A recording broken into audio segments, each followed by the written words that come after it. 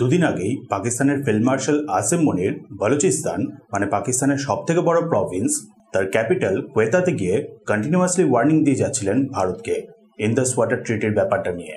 Bharat Indas water ট্রিটিটাকে suspend করে ঠিক করেনি, ইন্টারন্যাশনাল রুল ভাঙা হচ্ছে, এসব অনেক কিছু। ওয়ার্নিংগুলো দেওয়া কমপ্লিটও করে উঠতে পারেননি, কিছুক্ষণের মধ্যেই অন্যদিকে বলুচ লিবারেশন আর্মি মানে বিএলএ ক্যাপচার করে নেয় বলুচিস্তানের একটা মেজর সিটি। পাশে প্রেস রিলিজ দেখতে পাচ্ছেন। বলুচ আর্মি সুরাব সিটির ওপরে পুরো কন্ট্রোল করে নিয়েছে, সেখানকার police station, DC house, guest house, bank সবকিছুর ওপরে। সাধারণ লোকাল মানুষদের থেকে সেরকম ভাবে কোনো বাধা পায়নি, উল্টে তাদেরকে দেখে লোকাল মানুষরা আনন্দে সেলফি তুলছিলেন। কিছু ভিডিও শেয়ার করা হয়েছে, দেখে নেবেন। ম্যাপে এখন লোকেশনটা দেখুন।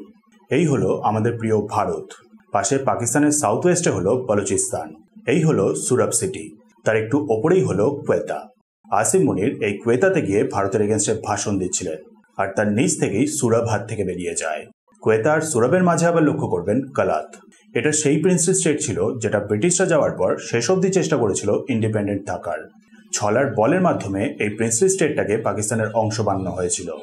যাই হোক, পেলে দ্বারা রিলিজ করা স্টেটমেন্টটাতে এটাও মেনশন করা হয়েছে যে কোয়েতা করাচি হাইওয়ে আর সুরাব গিদার হাইওয়েতেও তারা চেক পয়েন্ট সেট আপ করেছে, মানে এই হাইওয়ে দুটোও এখন তাদের মোটামুটি কন্ট্রোলে।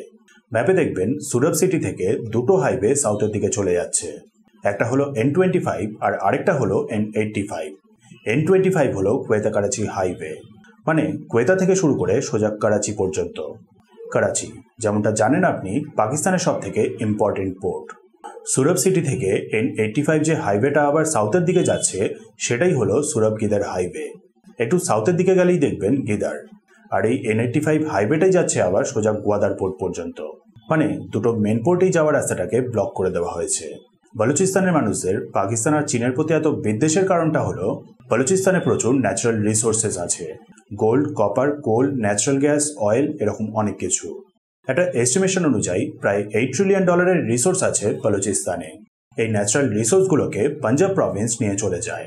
সাথে একসময় পূর্ব পাকিস্তানের ওপরে যেরকম অত্যাচার করত সেরকমই অত্যাচার করে বলুচিস্তানের মানুষদের ওপরে। চীনের ব্যাপারটা হলো ন্যাচারাল রিসোর্সও আছেই, সাথে ম্যাপে দেখলে বুঝবেন চীনকে নর্মাল ট্রেড করার জন্য সাউথ চায়না সি হয়ে সবার প্রথমে পার করতে হয় স্ট্রেট অফ মালাক্কা, যেখানে ইউএস নেভির 7th ফ্লিট সবসময় নজর রাখে। দেন স্ট্রেট অফ মালাক্কা পার করলেই আন্দামান আর নিকোবর, যেখানে আবার ইন্ডিয়ান নেভির প্রেজেন্স আছে। এই দুটো পয়েন্ট পার করার পর Indian Ocean, then Indian Ocean হয়ে আরবিয়ান সি, দেন হয় গালফ অফ ওমান হয়ে পার্সিয়ান গালফ, আর না হলে Gulf of Aden. Persian Gulf হয়ে সৌদি, ইরাক আর ইরান থেকে প্রচুর পরিমাণে অয়েল ইম্পোর্ট করে চীন, আর গালফ অফ এডেন হয়ে রেড সি পৌঁছে সুয়েজ ক্যানাল পার করে পুরো ইউরোপের সাথে ট্রেড করে। মানে স্ট্রেট অফ মালাক্কা ব্লক হয়ে গেলে চীন পুরো কোল্যাপস করে যাবে। এর থেকেই বাঁচার জন্য চীন পাকিস্তানে তৈরি করছে সিপেক। সিপেকের মাধ্যমে পুরো ইন্ডিয়ান ওশানকেই বাইপাস করে দিতে পারবে, যে কারণেই চীন পাকিস্তানের মিলিটারিকে এত সাপোর্ট করে। বাট এই সিপেকের এন্ড পয়েন্ট হলো গোয়াদার, সুরাব সিটি হয়ে আবার পাস করছে। তাই এই সুরাব সিটিকেই ক্যাপচার করে নেওয়া মানে হলো চীনের সামনেও অনেক বড় প্রবলেম তৈরি করে দেওয়া। এরকমই যদি চলতে থাকে তাহলে এক তো বলুচিস্তান ইন্ডিপেন্ডেন্স পেয়ে যেতে পারে, আর অন্যদিকে সিপেকও শেষ।